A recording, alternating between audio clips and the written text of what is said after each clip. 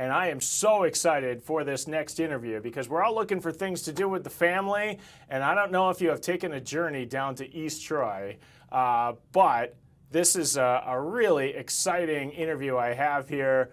It's Steve Thomas from the East Troy Railroad Museum down there, and they are about to undertake something that I think is incredible as they're trying to restore a train that has been out of service for a very long time. Steve, welcome to the Wisconsin Live Desk. Thanks for joining us.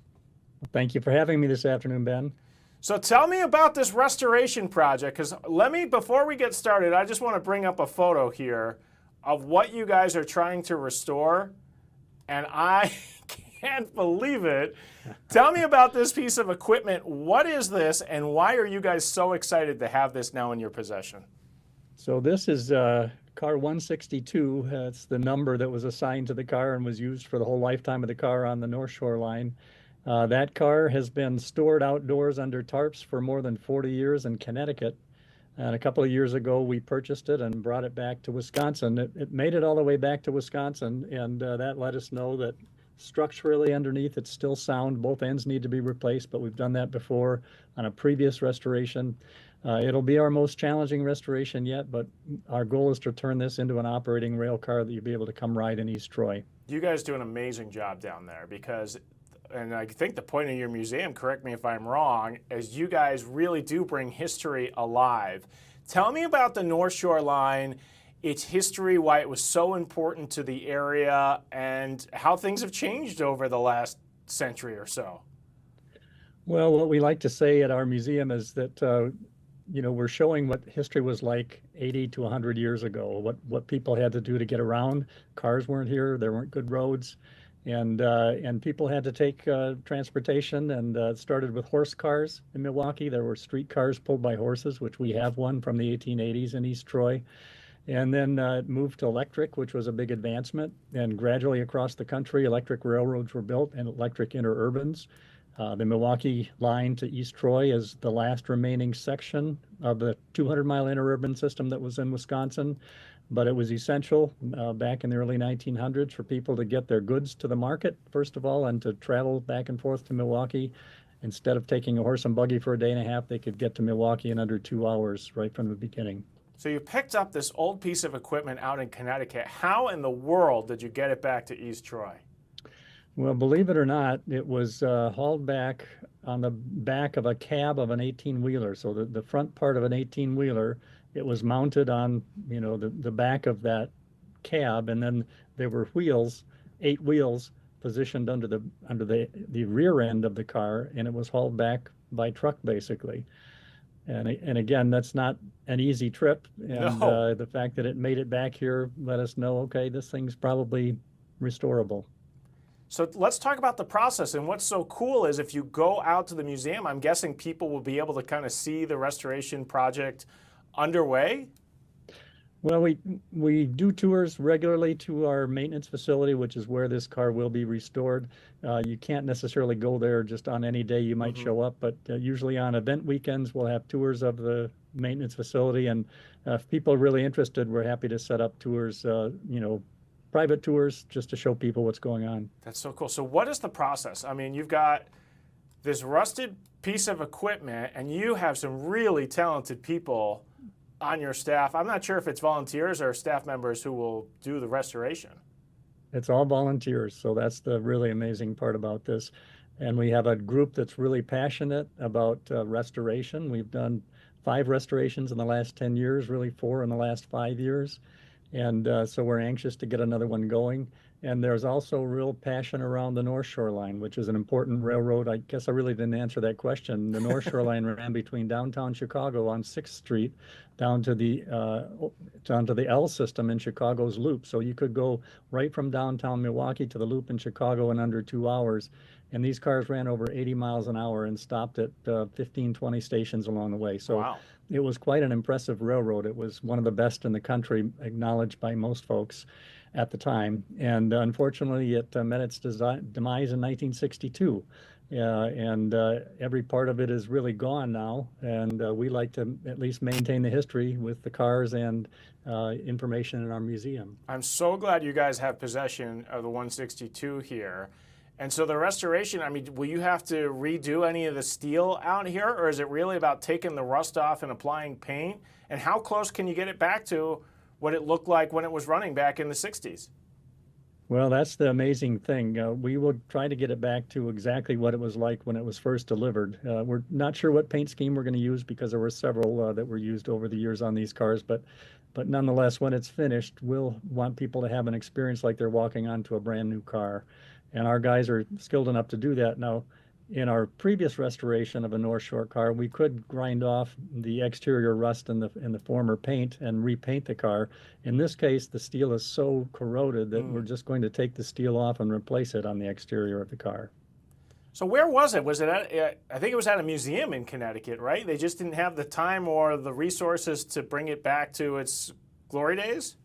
That's absolutely right. It was at a museum in Connecticut, and like many museums, one of the things that happened when the railroads were abandoned, especially electric railroads, different private groups and museums tried to get as much of this equipment as they could so that it could be restored. Everybody has good intentions, just like us, but sometimes they're not able to accomplish what they hope to accomplish. And so they ended up with more cars than they could restore, and it just ended up sitting. And in the end, there's not that many North Shore cars that are restorable around, and we were just happy to get this one. Yeah, can you tell me about the timeline? How long it could take? Is this like a construction project? Once you start things, you find things you weren't expecting, or do you have a date that you're really hoping that you get this done by? Yeah, we don't really have a date. I think it'd be hard to predict. The rough idea is that it's at least a 3-year project. Okay. So don't expect to come ride this next year, but the goal is to have it done within the next 3 years if possible. And our guys know what's involved. You're right, there will be things that come up that we weren't expecting. It always happens. But, you know, guys like doing this stuff. They'll figure out a way to overcome the challenges. What I love about what you guys do is you can still ride these things. I mean, you don't have plans to just restore it and have it sit somewhere, right? Right. You want this thing to be moving again? That's our goal, is to first preserve, then restore, and then operate the equipment that we have. And it's part of the reason we're doing this car is because it ran into Milwaukee. And it's nice to have equipment in the Milwaukee area that ran into Milwaukee, and people like to come ride cars that ran in Milwaukee. We still have the only operating Milwaukee streetcar from the old days, and you can come ride that on the average weekend out in East Troy. Well, let's talk about what you can do on the average weekend down in East Troy, because again, so many parents, now we've hit kind of the midway of summer, and they're like, and I'm one of these parents, like, okay, now what do I do with my kids? Sure. This is a great facility. Tell us about what you have down there. When are you guys open, and what are you offering this summer? Well, we're open Fridays, Saturdays, and Sundays for train rides this time of year. We run 3 trains on a Friday, we run 6 trains on a Saturday, and we run 2 trains in the afternoon on Sundays. These trains are all with historic equipment that either ran in Milwaukee or Chicago or Minneapolis potentially. And these are electric cars. They ran on interurban electric lines, they ran on streetcar lines, or they're open trolleys. We have one open trolley that was like what you would have ridden in Milwaukee in the early 1900s. So you can come in and see the museum. It's a small museum, but it's interesting. It doesn't cost anything to come in and see the museum. If you just want to come see the museum and watch the trains, you can do that for free. There are quite a few restaurants in the East Troy area, including a new Culver's that's very handy, and a McDonald's, but some local restaurants that have a lot of history as well. So there are things to do around East Troy. Our depot is air conditioned, so if it's hot, you can come cool off in the depot. Our trains normally are not air conditioned, however, so if you come ride the train, be prepared. We have windows open and you'll have a nice breeze, and we have water on the car at all times, but it'll be warm on a hot summer day riding the trains. But usually people enjoy their rides. You go down to the Elegant Farmer. If you're familiar with that Yep. farm stand in a big barn, you can get off there and do some shopping, have some ice cream, have some lunch, get back on the train, take it back to East Troy. Or if you want, you can just stay on the train. We go down to Indian Head Park in Mukwonago and turn around and come back to East Troy. It's about a 90-minute round trip. I love it. Steve, tell me your story. How did you become the chairman of the East Troy Railroad Museum? I don't know how long you've been there and what your past is. Well, I'm not really sure how I became the chairman. I was asked and I agreed to do it, but it's not why I came to the railroad. I came to the railroad because I've always been interested in trains and railroads. My parents and my grandparents took me to the East Troy Railroad when I was 14 years old for the first time. And I still have the tickets from that visit. People like us who like trains tend to really like to keep all those souvenirs. And so I remember buying all my railroad patches at the East Troy Railroad Museum back in the early 70s. And so I had that history. I've always been interested in trains. I was too busy working full-time job, and we have 6 kids, so that kept us pretty busy as well. But when I retired, I thought, I should just go out and spend a day in East Troy, see if I like it. And once I got out there, I thought, well, why wouldn't I do this? I knew a lot of the volunteers. I liked trains, and ended up doing the marketing, which I had done at Johnson Controls for many years. And so I took over the marketing and then ended up on the board. And after 7 years on the board, they asked me to be chairman, and I'm privileged to take that role. Well, I won't ask you your age, but knowing that you were 14 at the time, it's just amazing that the museum's been going strong all these years later, and it is because of cool projects like what you guys are undertaking now with the 162 as you hope to restore this back to its glory on what was, you said, the North Shore line. I guess I didn't realize how quick you could get to Chicago on that train with all those stops back in the day. It didn't sound like they were waiting around for too many people if you were a little late for the train, Steve.